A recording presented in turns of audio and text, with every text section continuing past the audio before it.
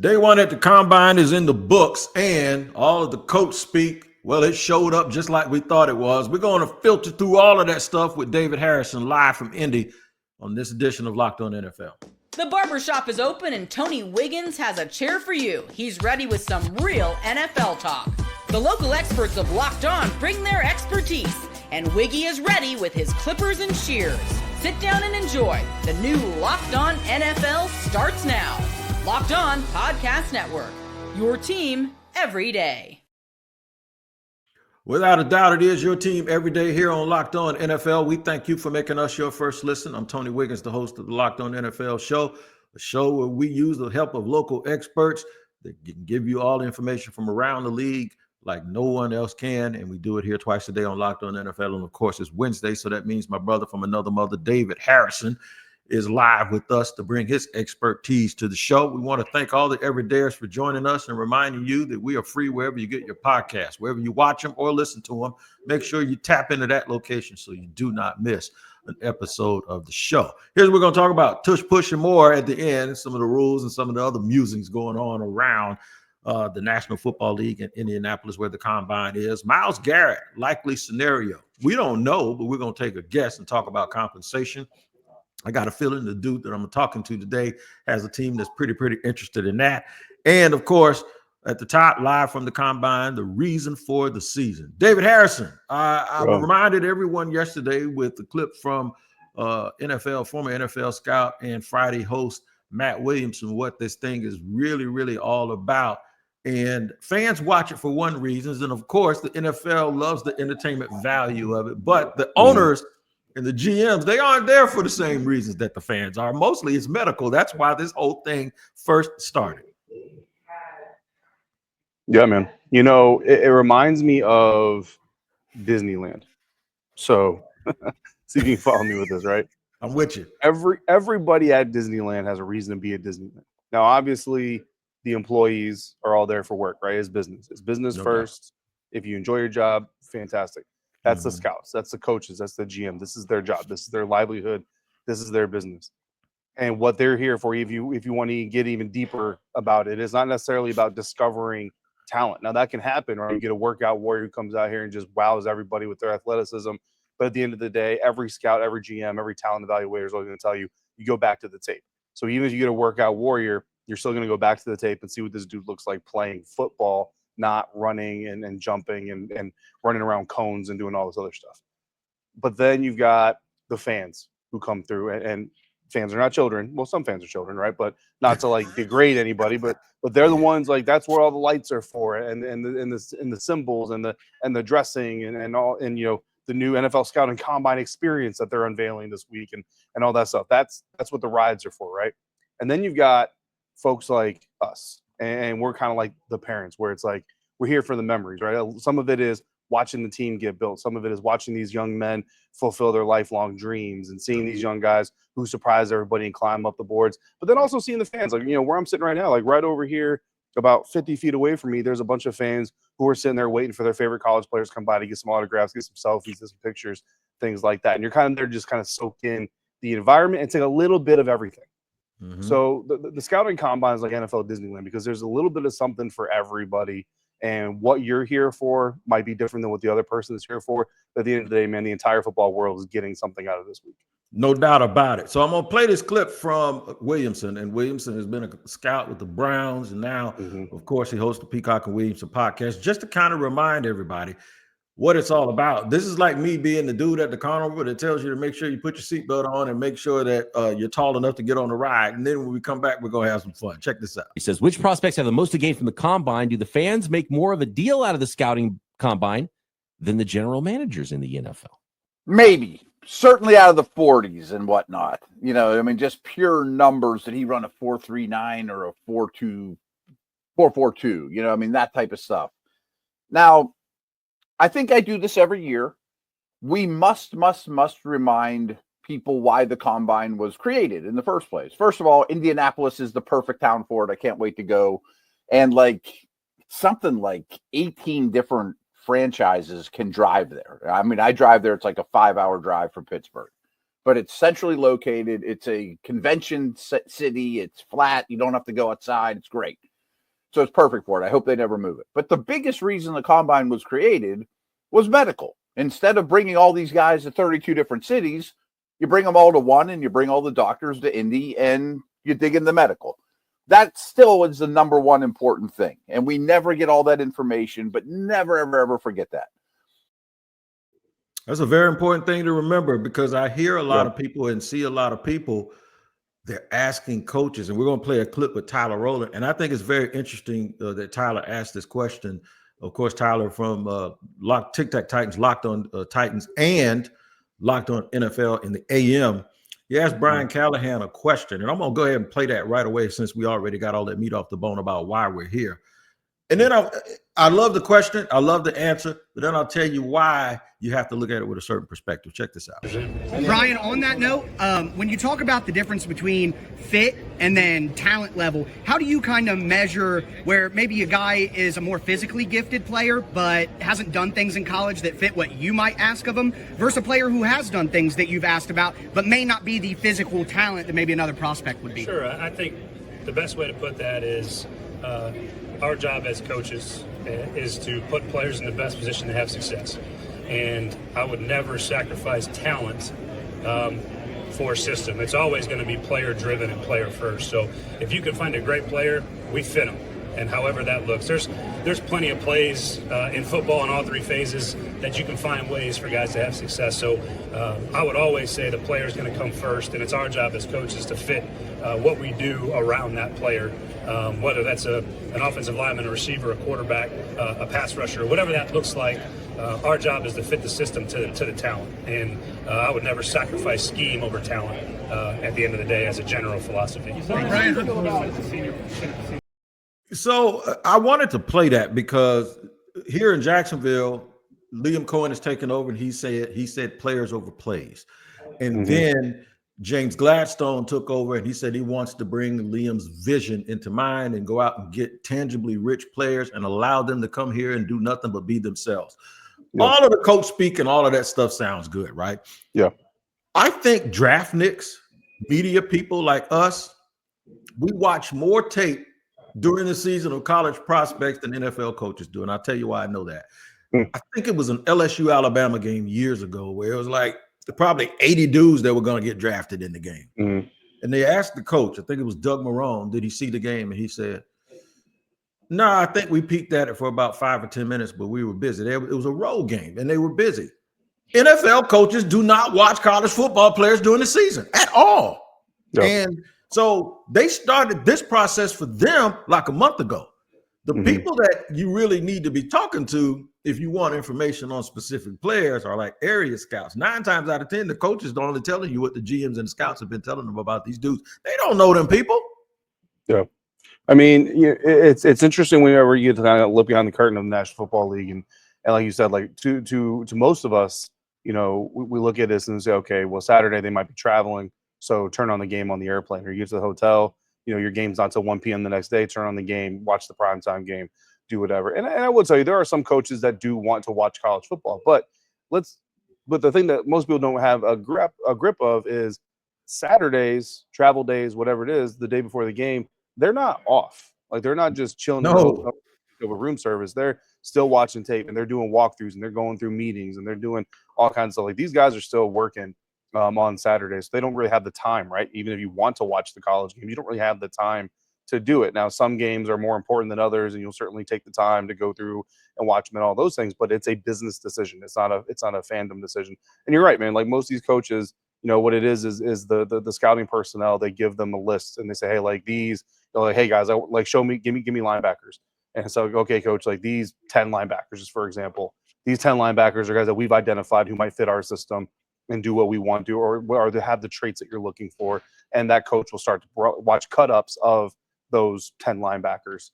You know what I mean? And it might even just be like, hey, here's the third down cut-ups and all those other things. So it's very compartmentalized for them, very packaged for them. You know, no head coach has time to watch 300 stinking players before the NFL draft. That's just not realistic. So that's why you have all these other people who it's their job to go out there and do it. In fact, you have some scouts who rarely watch the team that they work for, to be honest with you. Like they're so busy watching everything else that they hardly ever get a chance to watch the team that they work for. But I really like that question from Tyler. You know, you're talking, you have the cliches, right? You mentioned players over plays, and I subscribe to that mentality. I think players over plays is the way you should go as a coordinator, as a play caller in the National Football League. It really at any level. College doesn't really do it, right? College is pretty much, this is our scheme. You either fit it or you don't, and then transfer.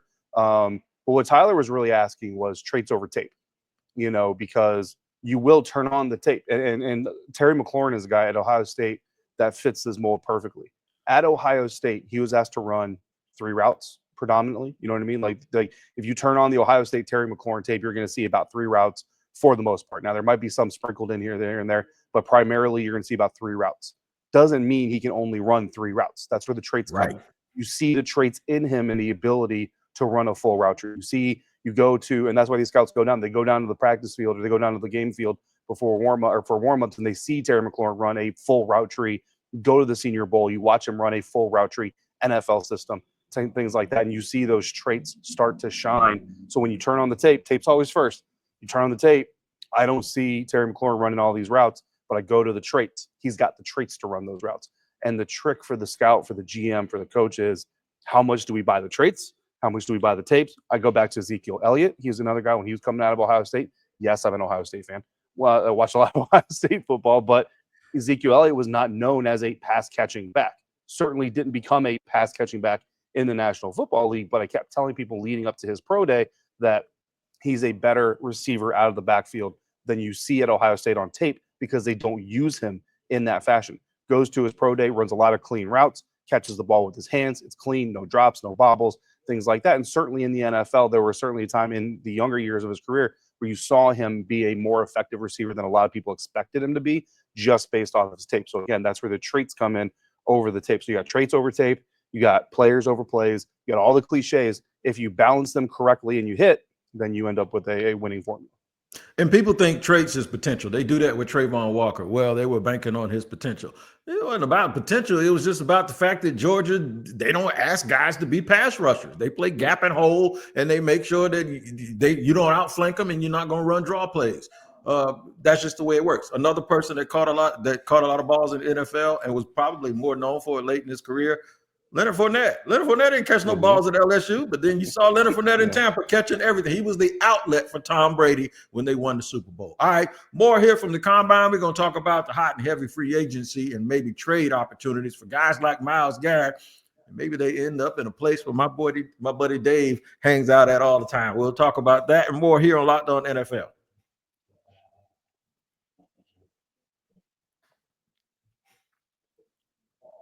All right, David Harrison is our guest. He's our guest host always on Wednesday. He's live up at the Combine right now in Indianapolis. I'm sure there are a lot of people up there asking questions, and it was asked yesterday of the Cleveland Brass about Myles Garrett. And of course, you get he's under contract, and they said that about every.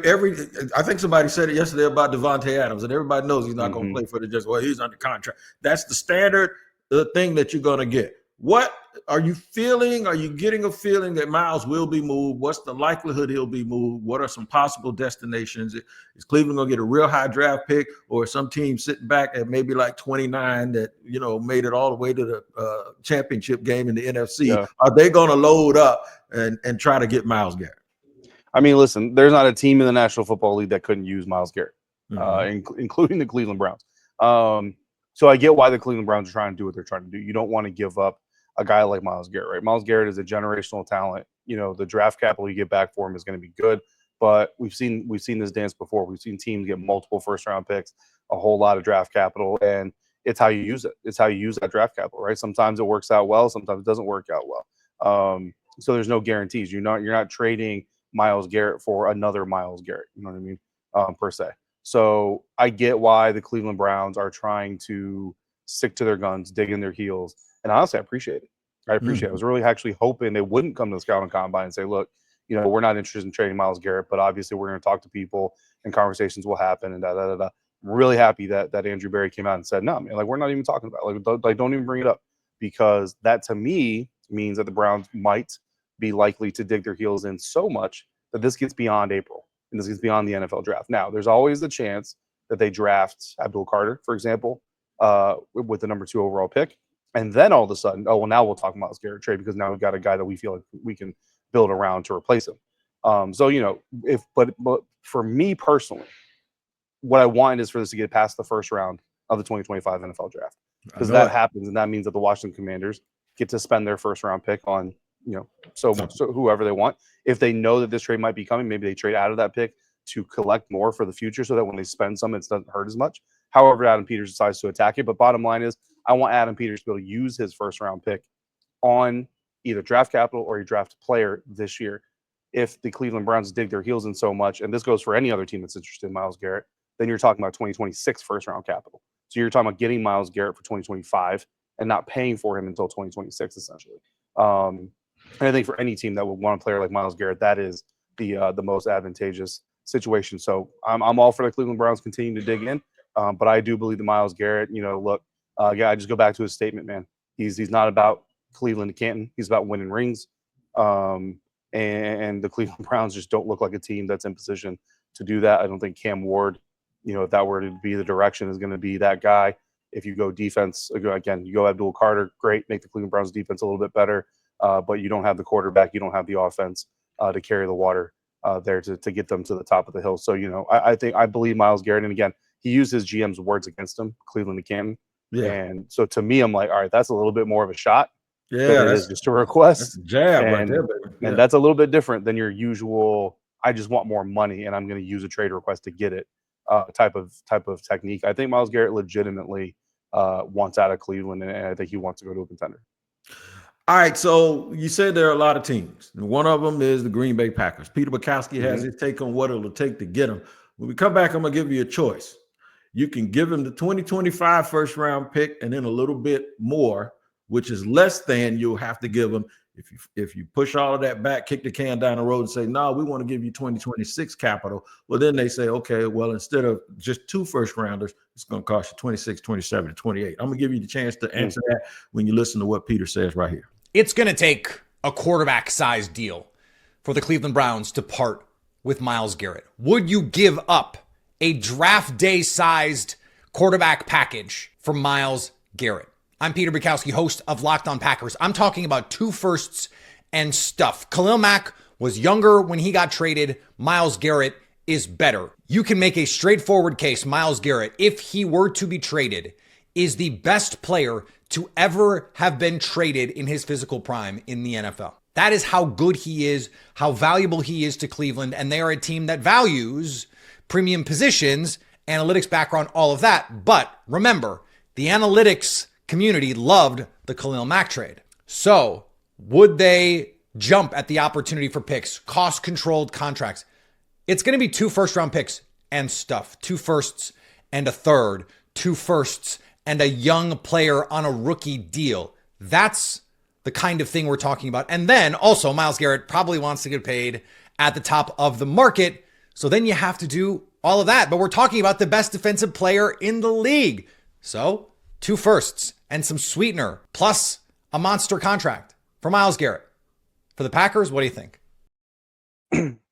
So before I let you answer that, I'm going to tell you right now, I think Myles Garrett is in a real good spot. And the reason why is because I think he has 2 years left on his deal for like, what, $37 million or something like that. If I may be wrong, correct me if what is it? Is it something like that? Or is it 19 million for next year? Yeah, it's 19 million for next year. I think it's the same actually for the next year. Okay, so check this out. That means whoever gets him can go, dude, we'll give you $100 million guaranteed right now. We're just going to add 2 more years to the deal and then maybe a voidable year after that. So you're looking at, wait a minute, 5 years, $139 million for a dude that's a first ballot Hall of Famer with a bullet that takes care of his body. That's a pretty good deal. Teams usually don't like to give up a whole bunch of compensation and have to pay a dude a whole bunch of money like right away. Because of those 2 extra years, they have a chance to really, really stretch that out and not strap themselves with the salary cap. So I'll ask you, would you rather give up 25 and 26 and some stuff, or forfeit it all or push it all back to 26, but you got to give up 26, 27, 28? I mean, I don't think the Browns are going to get 26, 27, 28 anyway. At the end of the day, there is not a single team. And here's the thing, like Andrew Berry can say, we're not taking phone calls. That's fine. But it doesn't mean the other GMs aren't saying, hey, dude, we're interested. So Andrew Berry, the Cleveland Browns know that there's other people interested in Myles Garrett. If you decide, right, like, this is like any other bartering system. If you decide to delay the payment, that's on you, buddy. That's on you. You're not going to inflate the price on me because you want to delay the payment. Now, if I'm delaying the payment, if I'm asking you in March, don't take my 2025 first. Instead of taking my 25 first, I'll give you 26, 27, 28. That's okay. That's fair. But if you decide to wait till after the NFL draft, I'm not trying to come up to that. Now, again, the bidding war is what it is, and you might still get up there anyway. But the point is, I'm not going to go there as a GM because you decided to wait all this time. Because people also have to remember, the longer the Browns wait, like we get into training camp with this thing and say second week of training camp into the preseason, that's when the trade happens. Well, now you've just cost me my entire offseason program to get this dude up to speed with what we do, to get him evaluated, to get him into football shape, all this other stuff, et cetera, et cetera. Because, again, if Myles Garrett is truly serious, then there's not a new deal with Cleveland coming because he doesn't want a new deal with Cleveland, which means if Cleveland digs their heels in, he's not going to do OTAs. He's not going to do the mini camps. He's not going to show up for all this other stuff. And truthfully, I don't cover the Browns. I don't know that Myles Garrett shows up for that kind of stuff anyway. But the more that Myles Garrett wants out of this thing, he's not going to go out there and risk injuring himself and then taking himself off the trade market, right? So these are all things that the Cleveland Browns also have to remember. I agree with Peter Bukowski. I think it's two first and stuff, right? My stuff I look at is, if you're the Washington Commanders, for example, if you want my third rounder in, say, 2026 or 2027, hopefully that's the 32nd pick in the third round. Okay, I'll give you the third rounder, but you're going to give me a seventh back. And it might seem like peanuts, but it's another player. But I'll give you my fourth straight up. I'll give you my 2 1s and a fourth straight up. And really, for me, that's kind of the deal. If I'm Adam Peters, that's the deal. Is check it out. Do you get my next one and my one after that and my 4 after that? So you can get my 25-26 first and my 20-26 fourth, or we can wait till after April and you can have my 26-27 first and my 27 fourth. However you want to shape this deal, you get my next 2 1s and my next 4. That's where I would start, at least from a negotiating standpoint. No doubt about it. Good stuff. Philly's lurking. They're talking about Philly might be trying to make a move to get him, just to keep him away from Washington, because they know how Adam Peters. I call their bluff. Do it. All right, Howie. I'm offering 2 1s and a third and a fifth for Myles Garrett and a 6th. Let's see you jump it. Do it. All right, man. We'll talk more about Philadelphia and the Tush push. And is it the wrong thing to be doing for the NFL? It seems like everybody's hiding their hands about who it was to start making a complaint. McDermott in Buffalo says he doesn't like it. We'll talk about that more here in just a second on Locked On NFL.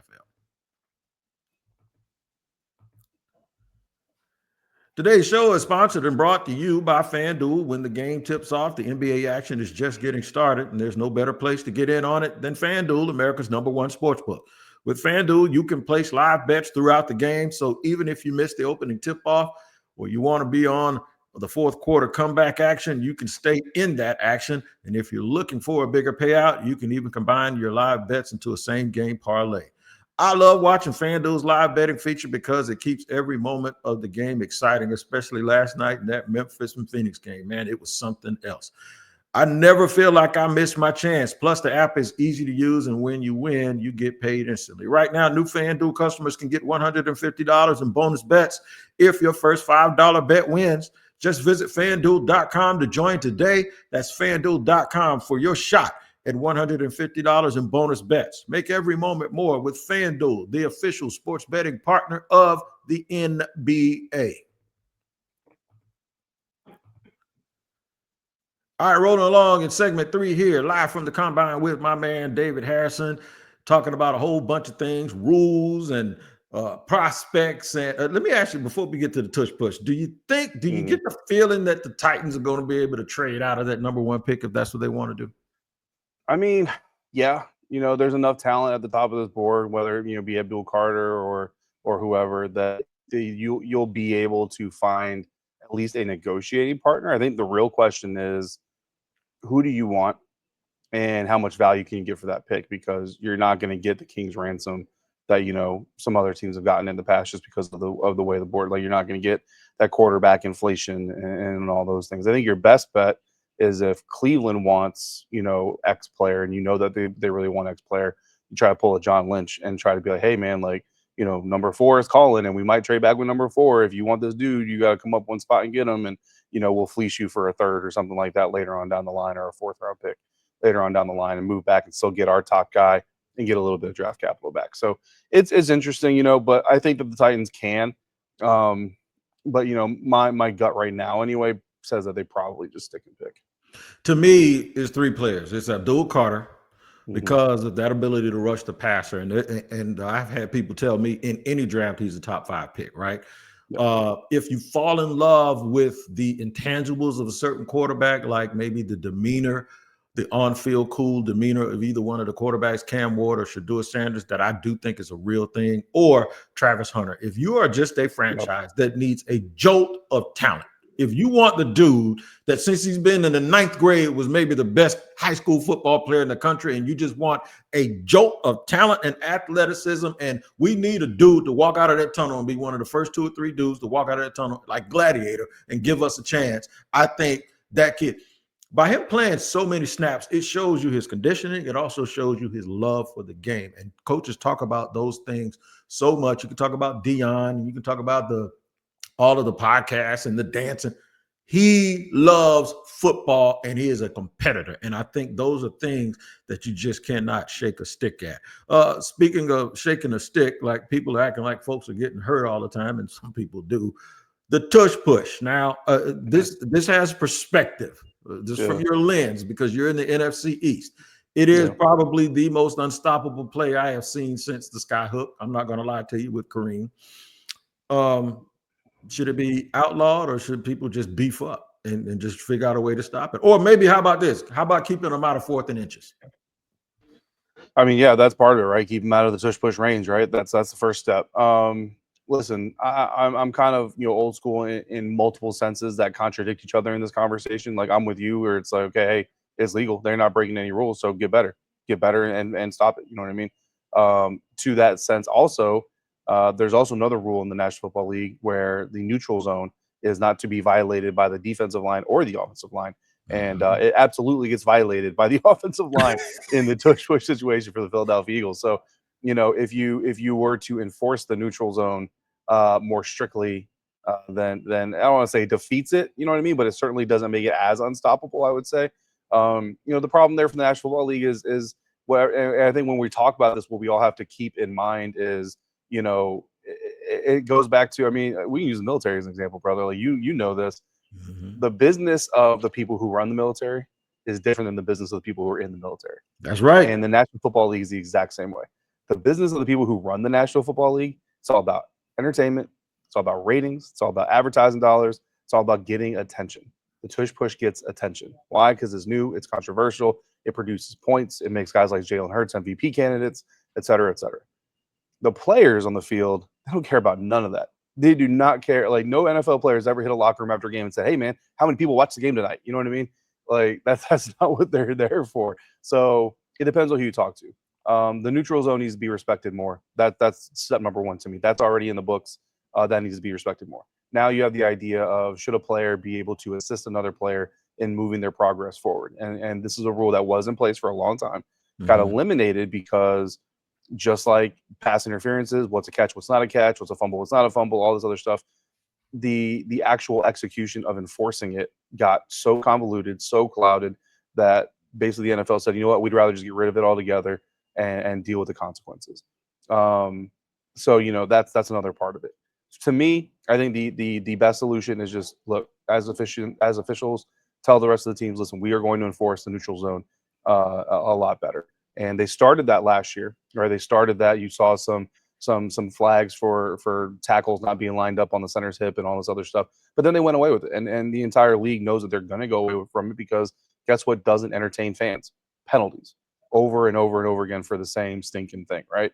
So, it's an interesting conversation. But I think I would go back to the reason the line of scrimmage was created in the first place. The reason the O-line, D-line is created in the first place is because back in the origins of football, when it was more of a rugby style game in the first place, they wanted to get away it's not rugby. Let's get away from rugby. So instead of having these scrums, let's have a line of scrimmage. Let's have this foundational space here where we start each play from, and we start with our hands on our feet.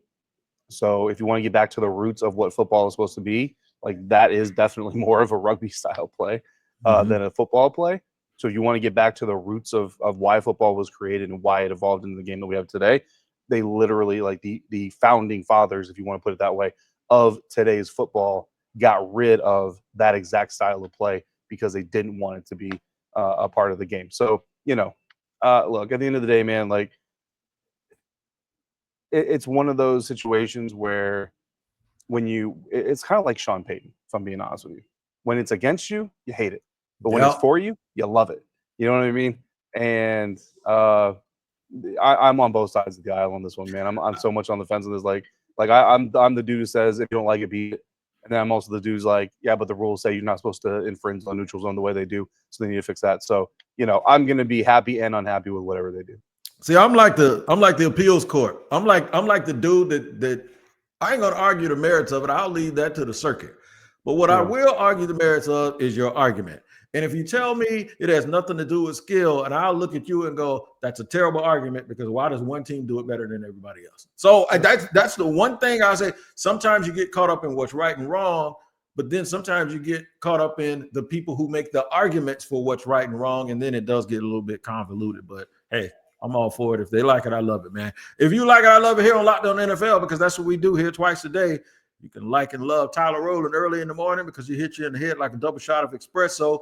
Early every day at 6 a.m., you get Tyler Rowland on Locked On NFL, and then I'll slide through in the barbershop at about 2 o'clock every day, and you can check us out here. It's a double shot of Locked On NFL each and every day. Make sure you tap in wherever you get your podcast. All right, Dave, go ahead and enjoy it, man. We'll see you next week, same time, same place. Have a good time up in Indy, and we'll see y'all on Locked On NFL.